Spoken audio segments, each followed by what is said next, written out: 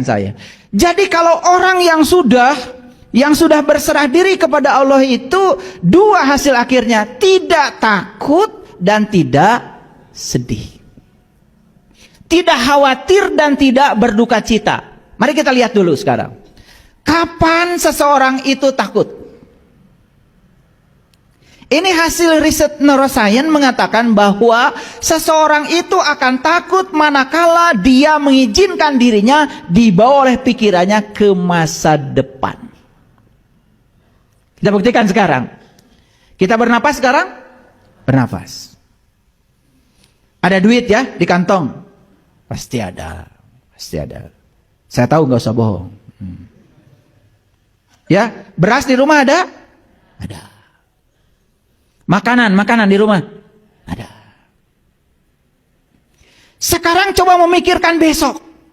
Memikirkan lusa. Memikirkan yang akan datang. Pasti kalian akan takut. Padahal faktanya hari ini kita baik-baik saja. Jadi sebetulnya takut itu terjadi pada diri kita manakala kita mengizinkan diri kita dibawa oleh pikiran palsu kita ke masa depan. Clear? Jadi takut berasal dari mana kalau begitu? Dari kenyataan atau dari ilusi pikiran? Ilusi pikiran. Hari ini ditakutkan, kemarin faktanya hari ini baik-baik saja. Nih saya kasih tahu ya. Hari ini itu kemarin ditakutkan oleh kalian. Tapi ternyata kalian hari ini baik-baik saja. Duit ada. Buat ongkos ada. Makanya saya kasih tahu, besok itu tidak ada. Untuk membuktikan besok tidak ada, maka naik angkot. Ada tulisan di angkot, hari ini bayar, besok gratis. Besok naik angkot lagi, bayar? Kata supir angkot, kan gratisnya isuk bu. Ada nggak besok? Nggak ada. Walaupun besok masih hidup, kan hari ini lagi. Betul apa tidak? Nah ini, aduh. Ini kuliah mahal sebetulnya ya. Harusnya bayar ini. Iya, saya ikut pelatihan untuk hidup bahagia saja, saya keluarnya miliaran loh. Belajar kemana-mana. Terbang sana, terbang sini. Ikut pelatihan tingkat dunia. Untuk belajar. Jadi saya ingin memadukan. Kenapa setelah saya belajar Quran, belajar agama, kok implementasinya belum sampai gitu. Itu rasa saya waktu itu. Ternyata perlu dilengkapi oleh hasil-hasil riset dunia sains. Dan ternyata begitu masuk itu, keren banget, luar biasa. Makanya saya berani mengajarkan berserah diri karena saya sudah mengalaminya. Nah, jadi kalau orang sudah berserah diri secara total, bala man aslama wajhahu lillah wa huwa muhsinun falahu ajruhu inda rabbihi wala khaufun alaihim walahum yazanun. Cirinya cuma dua, hasil akhirnya cuma dua. Satu, bebas dari rasa takut. Dua, bebas dari rasa sedih. Baik, takut sudah ngerti ya? Jadi takut itu berasal dari mana? Ilusi pikiran. Karena pikiran itu selalu membawa kita ke masa depan, kalau enggak membawa kita ke masa lalu. Pikiran itu tidak suka saat ini. Jadi sebetulnya orang yang selalu takut dan sedih hidupnya karena dia kurang kunjungan ke saat ini. Kurang berkunjung ke saat ini.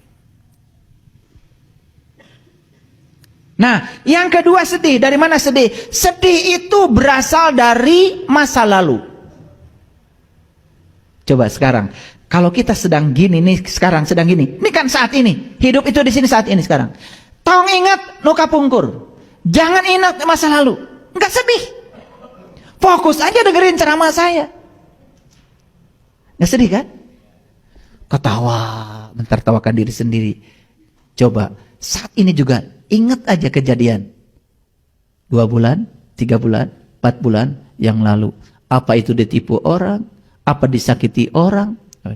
Semua kesedihan itu sebetulnya berasal dari diri kita sendiri yang mengizinkan diri ini dibawa oleh pikiran kita ke masa lalu. Pasti sedih. Makanya saya tidak pernah hidup di masa lalu, saya juga tidak pernah hidup di masa depan.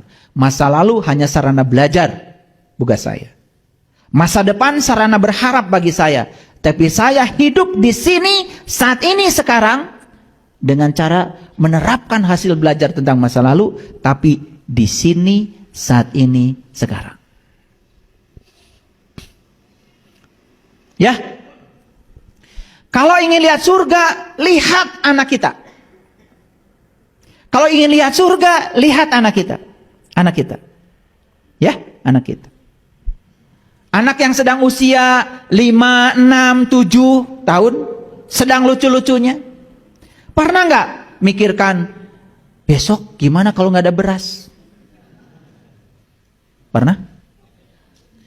Hari ini ada bubur di hadapannya, dia santap bubur dengan penuh kehusuan saat itu.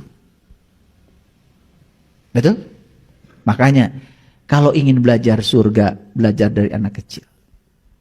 Makanya orang Bali mengatakan, anak kecil adalah sumber sukacita.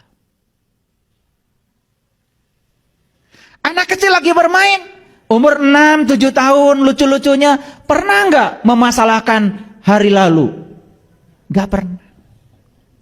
Jadwalnya ulin we. Makanya, mohon maaf ya, saya menyitir salah satu pernyataan dalam Alkitab, disitu dikatakan, kamu tidak akan pernah bisa merasakan kerajaan surga kecuali kamu sudah bisa menjadi anak kecil kembali. Jadi kerajaan surga itu hanya bisa dinikmati kalau kita sudah menjadi anak kecil. Apa ciri anak kecil? 2. 1 polos, 2 lugu, dan apa adanya. Anak kecil berantem saat itu juga langsung pelukan dan main lagi. Gak kayak kalian. Betul gak? Iya. 10 tahun habis berantem masih ingat aja terus. Makanya wajahnya kayak gini, bopeng-bopeng.